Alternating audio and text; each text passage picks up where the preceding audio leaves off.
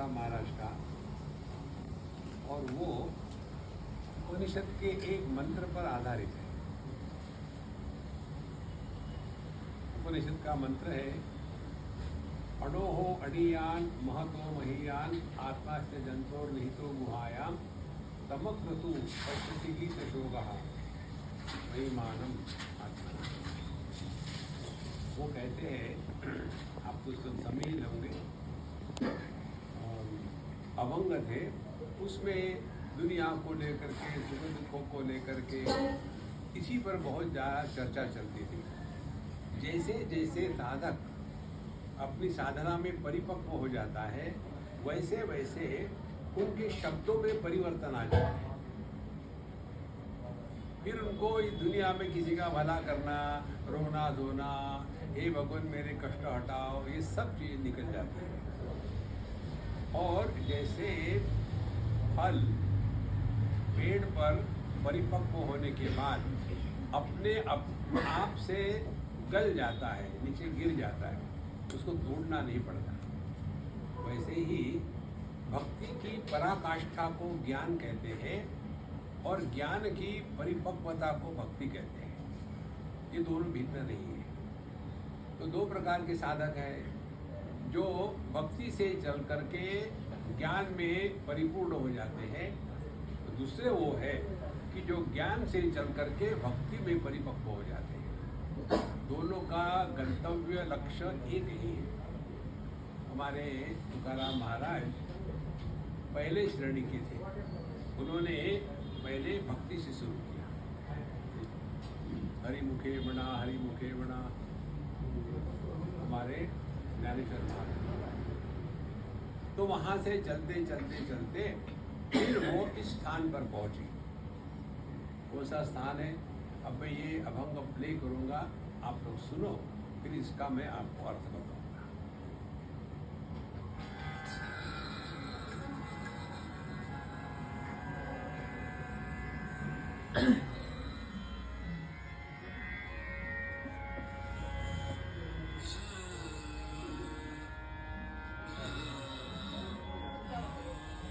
भीमसेन ऋषि का गाया हुआ है।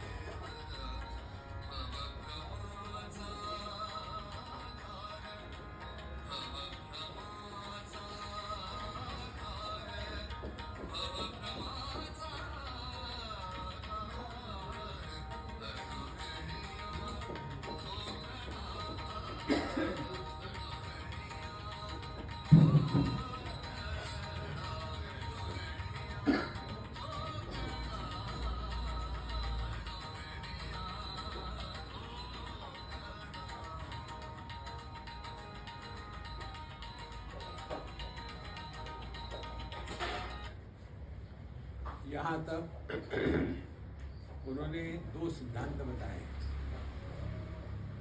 पहले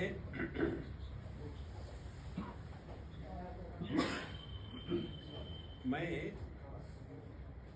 कौन हूँ, क्या हूँ, तो अणोहो अणियान, इतना सूक्ष्म हूँ कि परमाणु से भी सूक्ष्म हूँ,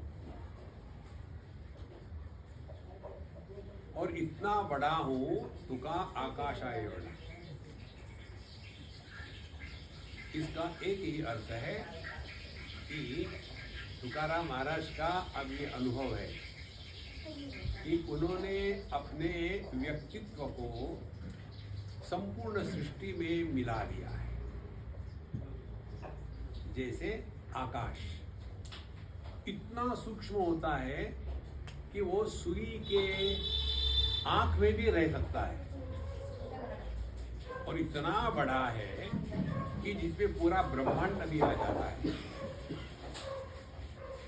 अब ये है तुकाराम महाराज। हमारे लिए तो वो एक आकार है, एक व्यक्ति है, लेकिन उनके दृष्टि से देखो, और इसीलिए वो कहते हैं कि ये जो देह है, ये देह क्या है? भव भ्रमाचा आधार। ये देहात्म भाव से जब तक हम जीते हैं तभी तक ये ईंट पत्थरों की दुनिया हमारे लिए सत्य प्रतीत होती है। कहते हैं कि अब मैंने उसको निगल लिया है, देहात्म भाव अब समाप्त हो गया है। तो अपनी साधना यदि ठीक से चल रही हो तो उसका तात्पर्य निकलता है हमारा देहात्म भाव धीरे धीरे समाप्त हो जाए। अब सवाल ये आता है कि देहात्म भाव समाप्त होने के लक्षण क्या है? कहीं बाहर जाने की जरूरत नहीं, अपने ही अनुभूतियों का विश्लेषण करके देखो। कब हमारा देहात्म भाव नहीं होता? दो स्थानों पर। जब हम सपने में होते हैं तभी देह का हमको कोई मतलब नहीं। हम हैं फकीर, सपने में देख रहे हैं हम राजा है। तो ये देह का हमारे साथ कोई संबंध नहीं है स्वप्न की सृष्टि में। उसी प्रकार से देहात्म भाव का संपूर्ण अभाव हो जाता है सुषुप्ति में। तो ये जो भव भ्रम है, भव सागर, भव माने कुछ न कुछ बनना। भव सागर जब हम सुनते हैं ना तो ऐसे लगता है कि समुद्र जैसा बड़ा है, वो उसका अर्थ नहीं है। हमको सबको कुछ ना कुछ बनना है और फिर अल्टीमेटली बनावटी हो जाते हैं। तो छोटे बच्चों को पूछते हैं, बेटा तुम बड़ा होके क्या बनना चाहते हो? और फिर वो कहता है मैं बड़ा होकर के बहुत विद्वान बनूंगा, उसके बाद फिर मैं दीक्षा दूंगा, फिर मैं ब्रह्मचारी बनूंगा, फिर मैं सन्यासी बनूंगा, फिर मैं महामंडलेश्वर बनूंगा। ये इतने बनावटी हो जाते हैं कि जीवन में असली कौन है वही भूल गए।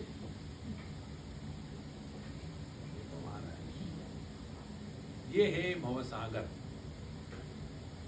इसीलिए जब तुकाराम महाराज कहते हैं कि अणोहो अड़ियान तुका आकाश आए बड़ा, इतना सूक्ष्म है कि इसमें सब कुछ आ गया।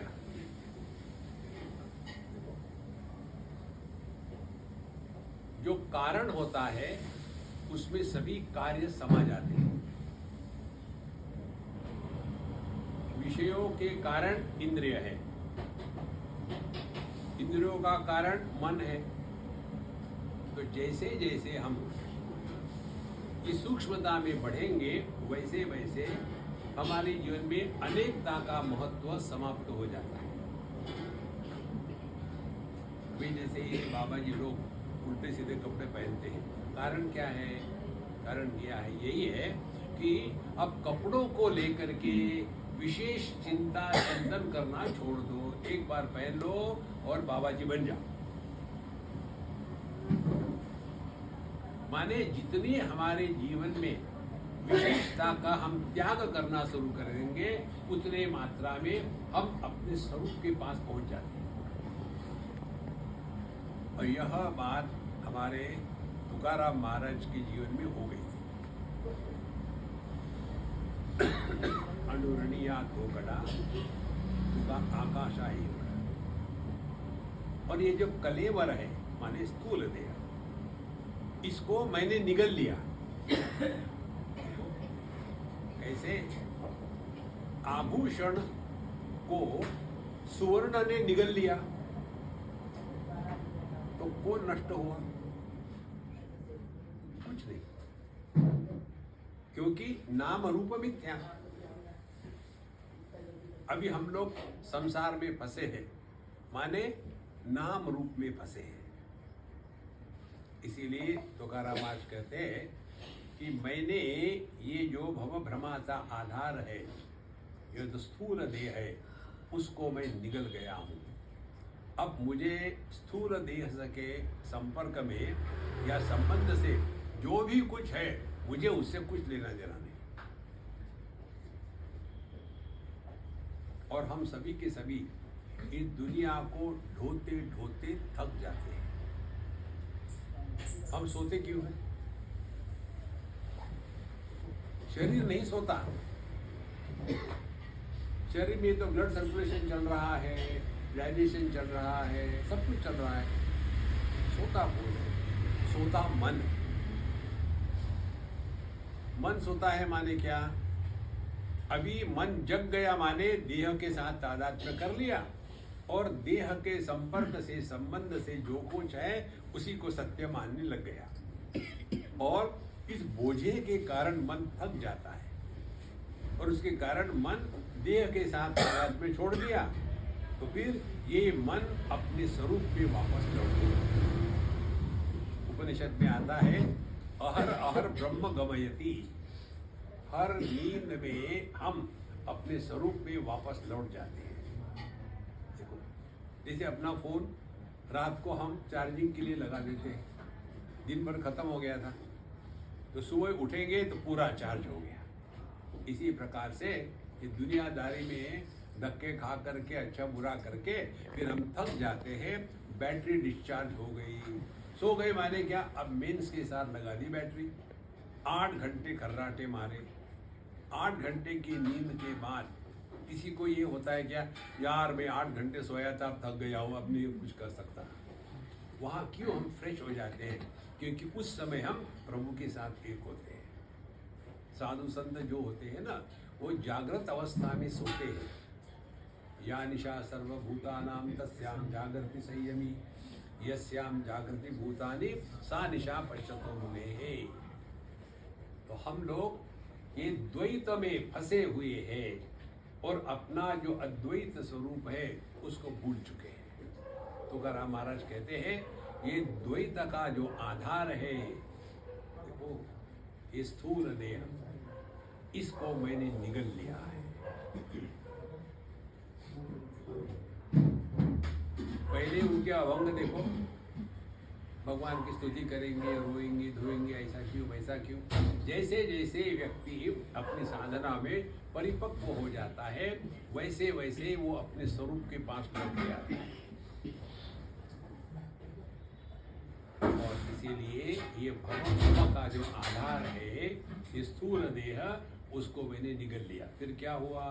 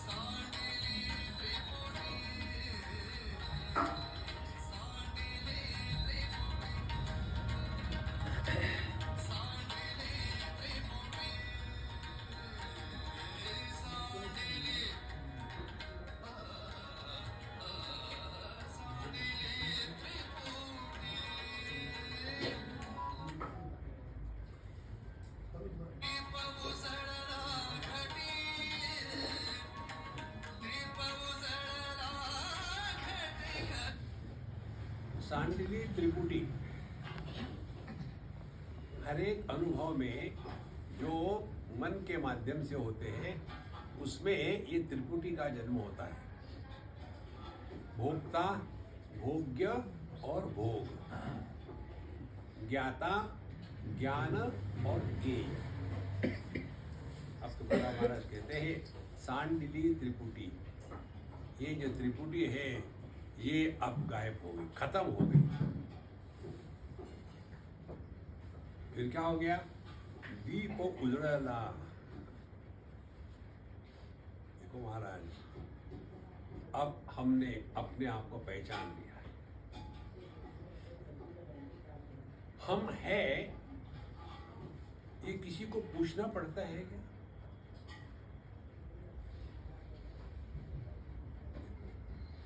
ये हमारा अनुभव, तुकाराम महाराज का अनुभव, ये पूरी दुनिया मैं ही हूं। दीप उजड़ा, और इसीलिए उनके लिए कोई अपना कोई पराया, ये सब भेद हमेशा के लिए गायब हो गए। तो यदि हम अध्यात्म के मार्ग पर चल रहे हैं तो किसी भी एक कारण को लेकर के अपने आप को अन्य से अलग करना, ये अध्यात्म नहीं है। सबके साथ ही, जैसे पानी को कहीं भी रख दो, परात में रख दो, पानी कंफर्टेबल है। टेस्ट ट्यूब में रख दो, वहां भी कंफर्टेबल है। सिरिंज के सुई में रख दो, वहां भी कंफर्टेबल। लेकिन बर्फ का टुकड़ा हो तो अकड़ू है। तो अध्यात्म का तात्पर्य क्या हो गया? सब विशेषताओं का त्याग करके जो निर्विशेष स्वरूप है अपना, उसमें वापस लौट के आना। उसी को कहते दीप उजड़ा घटी। अब हमको समझ में आया, ये जो मैं है, ये मैं कौन है? ये छोटा मैं है कि बड़ा मैं है? ये बातें बड़ी सिंपल होती है, थोड़ा चिंतन करने से पता चलती है। जैसे आप देखेंगे, मैं, तू, वो, तीन पुरुष हो गए, मैं क्या हो गया प्रथम पुरुष, तू हो गया मध्यम पुरुष, और वो हो गया तृतीय पुरुष। तृतीय पुरुष का अनेक वचन क्या है? तृतीय पुरुष ही होगा, वो सब तृतीय पुरुष। मध्यम पुरुष तू, सिंगुलर एक, आप, फिर भी द्वितीय पुरुष ही रहेगा, प्लूरल हो गया। मैं, इसका अनेक वचन क्या है? हम सब। मैं में सब आ जाते हैं, तो हमारे दो मैं है। हम लोगों का मैं छोटा सा है, आईफोन वाला, और तुकाराम महाराज का मैं ये बड़ा है, जिसने सबको निगल लिया है। और देखेंगे आप, जिसको जिसको हमने मैं की परिभाषा में इंक्लूड किया है, उसके प्रति हमारे मन में प्रेम होता है, घृणा नहीं होती। एक उदाहरण बताते आपको। एक बार हम एक कैंसर हॉस्पिटल में थे बॉम्बे में, तो वहाँ एक हम कभी मिलते थे वहाँ के पेशेंट को जा कर के। तो एक पेशेंट था, उसके हाथ को कैंसर हो गया था, इतना बड़ा फोड़ा होता था। तो मैं जा कर के 2 भी शब्द बोलता था उसके साथ।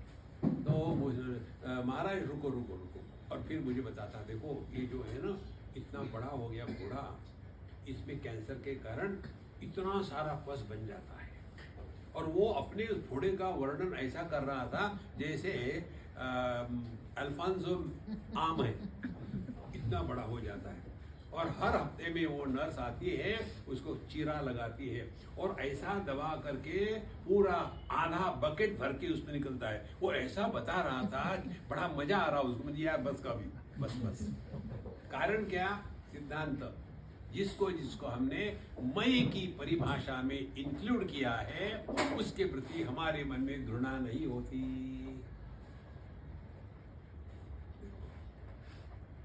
अभी के अभी अनुभव ले लो, बाद में नहीं। ये उदाहरण ज्ञानेश्वर महाराज ने दिया है। क्या ऐसा उदाहरण है कि घृणा आएगी लेकिन समझ जरूर आएगी। अभी इसी समय हम सभी के सभी अपने पेट में जो गोबर भरा है उसका चिंतन करो। घृणा आती है क्या? वही बाहर आ गया तो देखो मत। क्यों? कि जिसको जिसको हमने मैं की परिभाषा में इंक्लूड किया है, उसके प्रति हमारे मन में घृणा नहीं होती। वो कितनी सरल बात है। ये नाखून बाबा जी लोग भी रखते हैं। मुझे इस चीज का, मेरे खुशी का कारण मालूम है क्या है? यही दुनिया को देखो, आनंद ही आनंद है। ये जो लड़कियां होती है, ये नाखून को बढ़ा करके करती रहती है। बाबा जी लोग भी अपने नाखूनों को काटते नहीं है। क्या फर्क है दोनों में? इतने बड़े नाखून है। उसी प्रकार से ये लड़कियां भी बालों को कितना संवारती है, बाबा जी लोग भी जटा बना करके संवारेंगे। सब इसी में फंसे हैं हम लोग। और जब तक कि वो बाल अपने शरीर पर लगे हुए हैं, तब सौंदर्य है, अच्छे है, पवित्र है। वही एक बाल ने आत्महत्या करी, चावल में गिर गया तो हटाओ इसको वहां से।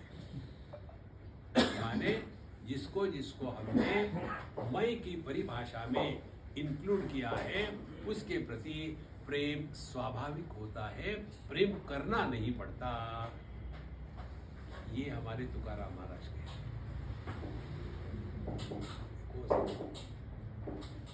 आगे कहते हैं,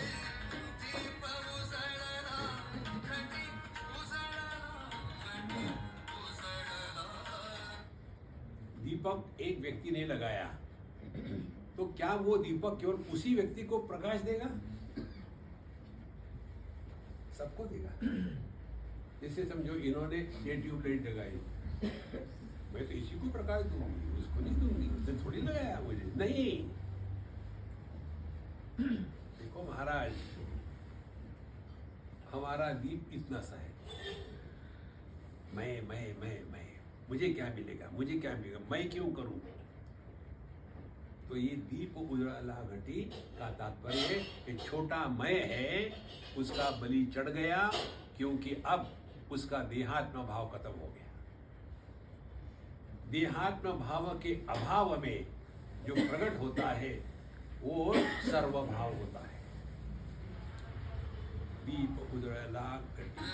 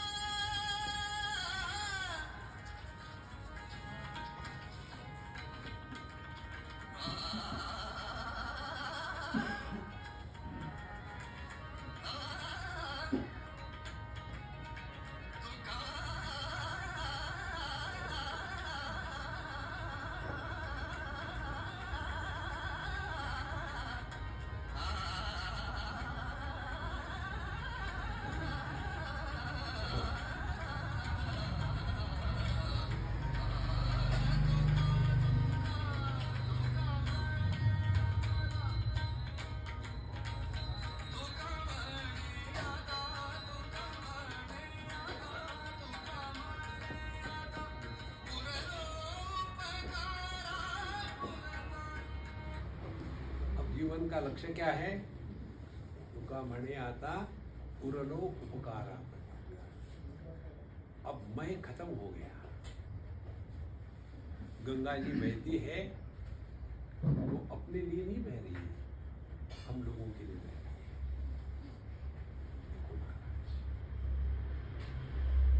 और जो सबके प्रति समान भाव रखता है वो है तुकाराम महाराज। इसीलिए उनको जगत गुरु कहा है। तुका झाला से कळत।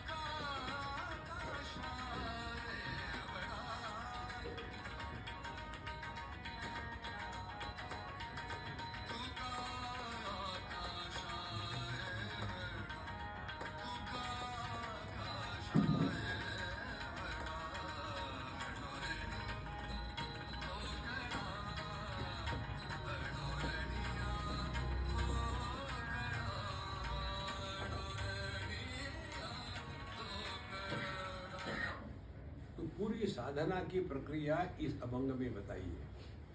पहली बात देहात्म भाव की निवृत्ति, दूसरी बात त्रिपुटी का क्षय होना, तीसरी बात हृदय में दीपक प्रकट होना।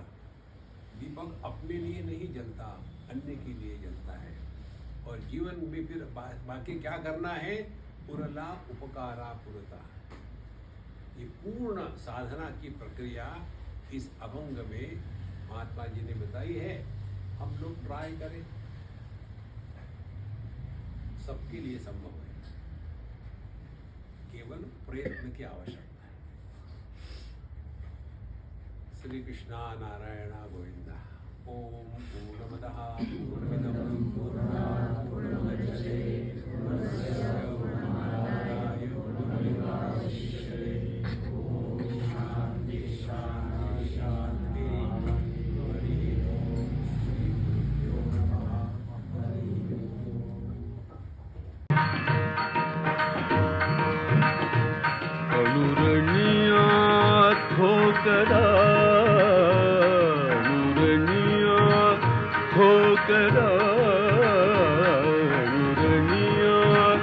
ठोकरा तुका आकाश रे बधा तुका आकाश रे बढा तुका आकाशा रे बढा तुका आकाशा रे बढा अनुरणीया ठोकरा अनुरणीया ठोकरा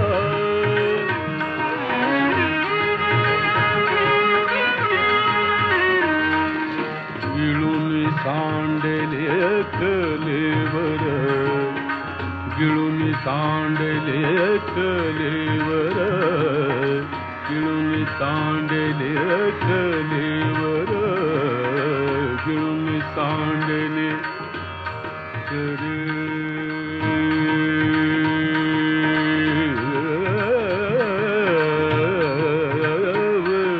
गिळून सांडले कलेवर भवघमाचा तार भवघमाचा तार भवघमाचा तार नुरणिया ठोकरा नुरणिया ठोकरा तुका आकाशा रे बढा तुका आकाशा रे बढा तुका आकाशा रे बढा तुका आकाशा रे बढा अनुरणिया ठोकरा अनुरणिया ठोकरा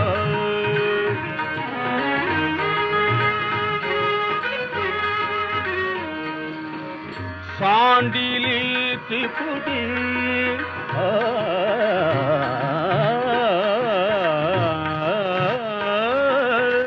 सांडिली त्रिपुटी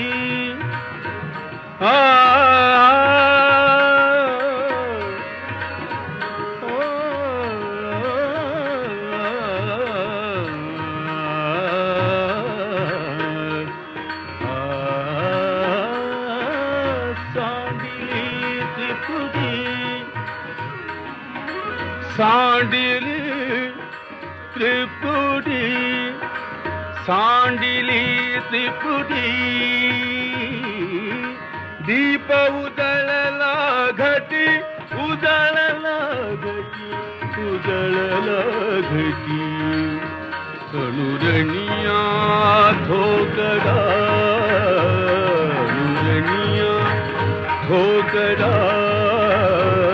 अनुरणिया ठोकरा तुका आकाशा रे बढा तुका आकाशा रे बढा तुका आकाशा रे बढा अनुरणिया ठोकरा अनुरणिया ठोकरा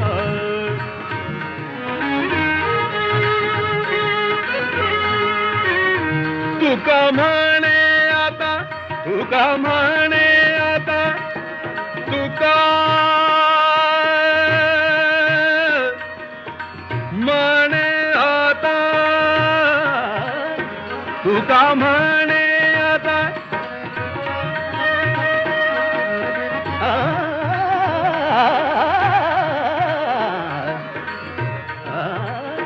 तुका म्हणे आता उरला उरला उपकार पुरता अनुरणिया ठोकरा अनुरणिया ठोकरा अनुरणिया ठोकरा तुका आकाशा रे बढा तुका आकाशा रे बढा तुका आकाशा रे बढा तुका आकाशा रे बढा तुका आकाशा रे बढा तुका आकाशा रे बढा तुका आकाशा रे वढा तुका आकाशा रे